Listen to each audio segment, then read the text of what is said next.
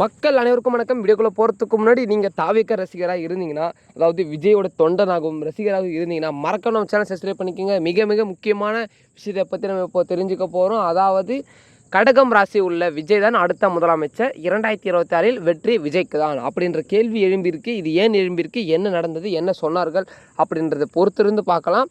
அதற்கு முன்னாடி நீங்கள் நம்ம சேனலுக்கு புதிய பார்வையாளராக இருந்தீங்கன்னா மறக்காம நம்ம சேனலை சப்ஸ்கிரைப் பண்ணிக்கோங்க மக்களே. அரசியல் தொடர்பான நிகழ்வுகளை உடனுக்குடன் தெரிஞ்சுக்க நம்ம சேனலை சப்ஸ்கிரைப் பண்ணிக்கோங்க.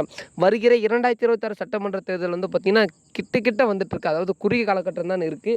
இதில் வந்து பார்த்திங்கன்னா கடகம் ராசி உள்ள நபர்களுக்கு வந்து பார்த்திங்கன்னா வெற்றி வாய்ப்புகள் அதிகமாக உள்ளது என்ற ஆஸ்ட்ராலஜர் சொல்லியிருக்காங்க. அது மட்டும் இல்லை மக்களே, இதில் வெற்றி வாய்ப்பு அதிகமாக உள்ளது என்றால் நமது திமுக அமைச்சராகிய மு.க. ஸ்டாலின் அவர்களும் சரி, அதிமுகவின் பொதுச்செயலாளர் எடப்பாடியும் சரி, என்டிகே நாம் தமிழர் கட்சியின் பொதுச் செயலாளர் சீமான் ஆகியும் சரி, 3 பேருமே கடகம் ராசி கிடையாது. ஆனால் கடகம் ராசி உள்ள ஒரே ஒரு நபர் கட்சியில் இருக்கிறார். அவரும் முதல்வர் பதவிக்கு போட்டியிடப் போகிறார். அதுவும் வருகிற 2026 தேர்தலில் தனித்து நின்று போட்டியிடுவார் என்று எதிர்பார்த்து கொண்டிருக்கும் தாவேக்கா தலைவர் விஜயின் ராசி என்னவென்றால் கடகம் ராசி மக்களே. ஆகையால் அவர் வெற்றி பெறுவதற்கான வாய்ப்பு சதவீதம் அதிகமாக உள்ளது.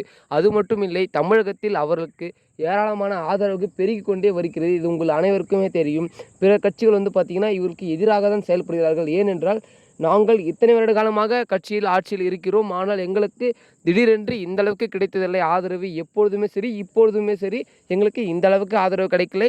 ஏனென்றால் இவர் வந்து பார்த்திங்கன்னா நடிகர். அது மட்டும் இல்லை, தமிழகத்தையே தன் கைக்குள் வைத்திருக்கிறார் தாவேக்கா தலைவர் விஜய் என்றே சொல்லலாம். ஏனென்றால் அவர்களுக்கு அவ்வளவு ஃபேன்ஸ் வந்து இருக்காங்க.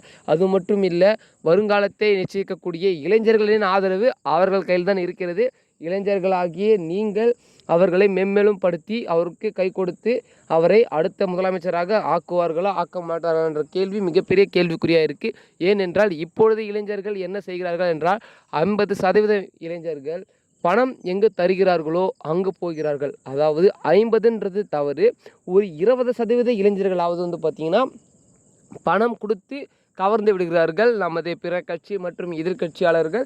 அது மட்டும் இல்லை மக்களே, அவர்கள் இந்த மாதிரி கவர்ந்தாலும் வெறும் 80% மக்கள் வந்து பார்த்திங்கன்னா இளைஞர்கள் தாவேக்கா கட்சிக்கு உயிராகவும் உயிரை விட தொண்டனாகவும் இருக்கிறார்கள்.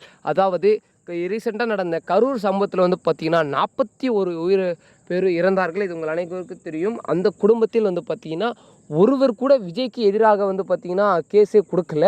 அதாவது இங்கே விஜய் மேலே கேஸு கொடுக்கணும்னு சொல்லிட்டு அவர் மேலே எஃப்ஐஆர் காப்பி போடுங்கன்னு சொல்லிட்டு ஒருத்தர் குடும்பத்தினர் கூட வந்து கொடுக்கல. எதிர்கட்சி கம்பல்சரி வந்து பார்த்திங்கன்னா அவர்களை வந்து கொடுங்க, இது பண்ணுங்க, எனக்கு காசு கூட தரோம் அப்படின்னு சொல்லிட்டு நிறைய விதமான செயல்கள் செய்திருந்தாலும் மக்களாகிய உங்களுக்கு தெரியும் உண்மை என்னன்னு சொல்லிட்டு கண்டிப்பாக அதுமாதிரி நடந்திருக்கும். அப்படி நடந்திருந்தாலும் சரி, மக்கள் வந்து பார்த்திங்கன்னா ஆதரவு வந்து பார்த்திங்கன்னா விஜய்க்கு தான் இருக்கிறது. ஆகையால் கடகம் ராசி உள்ள விஜய் தான் அடுத்த முதலமைச்சர்.